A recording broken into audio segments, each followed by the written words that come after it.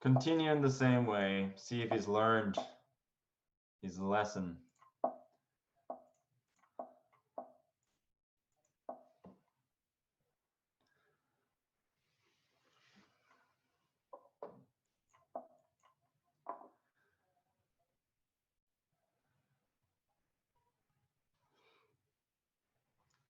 This obviously speaks volume of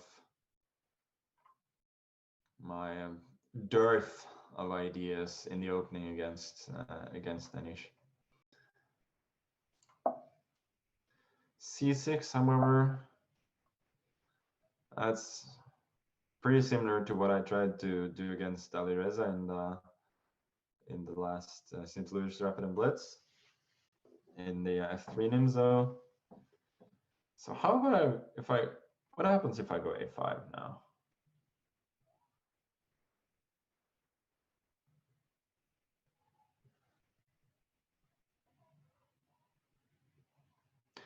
There's only one way to find out.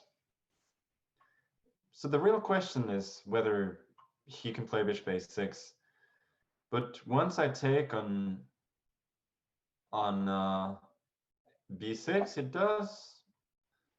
he does find himself in a bit of an unpleasant pin. So I was hoping that was going to be a serious factor.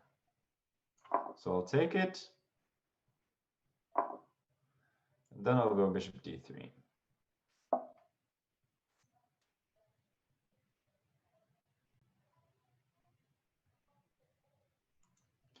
Let's see what he has in store.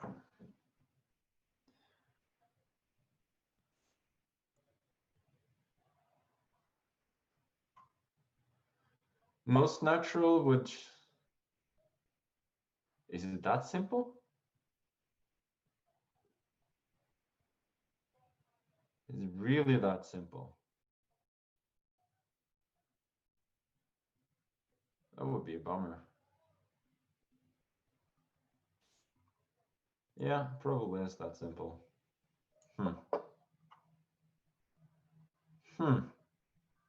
You can go dc4 now, but I'm pretty happy with that. I go bishop c2, I sack the pawn, I go e4, e5, and at least in the blitz game, that looks like excellent practical compensation. But now I cannot sacrifice the pawn anymore, because the exchange of bishops would pretty much extinguish all my attacking potential. So now I gotta take the game more along positional lines.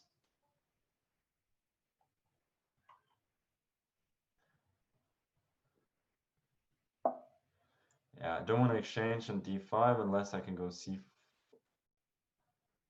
later on, so we'll try and keep the tension. c5 is obviously a decent option now. I think maybe then I'll go bishop b2.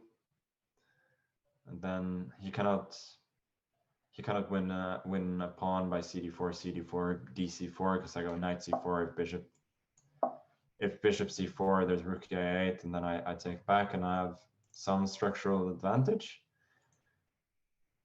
So I'm sort of hoping for the same as happened in the last Nimzo game that we played, that this bishop on b2 is going to be a very strong piece at some point. It's not opposed by an opponent bishop, and it's pretty easy to imagine a scenario where everything gets opened. Okay, so queen c7, that was missed, but I don't know if it's any good. I go knight d6, no? Yeah, I think just knight d6 is a pretty good move.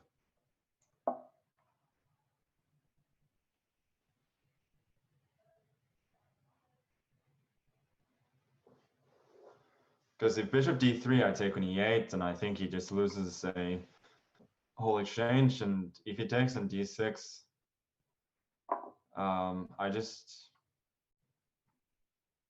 Should I exchange first? I guess probably not. But basically, regardless, I have two bishops against two knights, and I should have have a comfortable positional advantage. I don't think he has any tricks based on b5, bishop b5, and queen b6 after he's taken on d4, cd4, cd4, because his knight on d7 can be captured, and I remain a full pawn to the good. So I think I'm just considerably better here from a positional point of view. Yeah, we'll just go back. Take on a1 with the queen. Yeah, that's why I took with the bishop on a6, because I didn't want to give him the file for free. And he can go e5 at any point. But the problem is that his problems are not really solved by that. Whenever he captures, now that he has got a5, I probably will take on a8 though.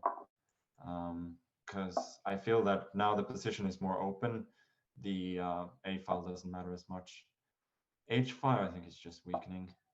I go h3 to prevent knight g4 from happening, and if h4 happens at any point, I feel after things clear up in the center, that will probably be more of a weakness than a strength. So I believe I'm just much better here.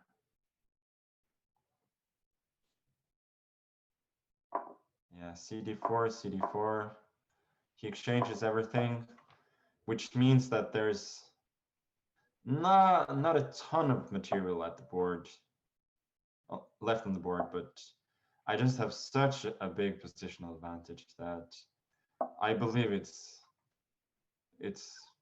well, it's not decisive, but it's not actually that far from decisive. Rook a2. This was missed. There is no doubt about that. This was just missed.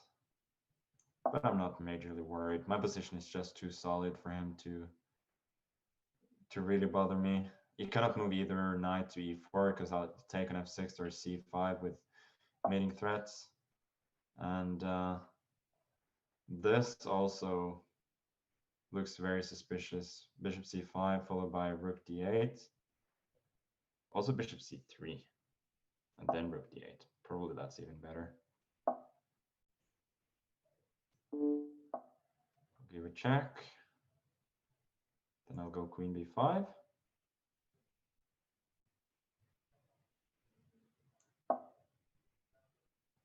He has no checks. Only move is king f8. Now bishop c6 is winning. Rook e8 followed by bishop g7 should be winning. Yeah, bishop c6 is just the easiest, I believe. Yeah, no need to complicate it. Okay, he resigns. That was pretty good, I gotta say. Queen c7, well, the whole plan of dc4, queen c7 was clearly flawed.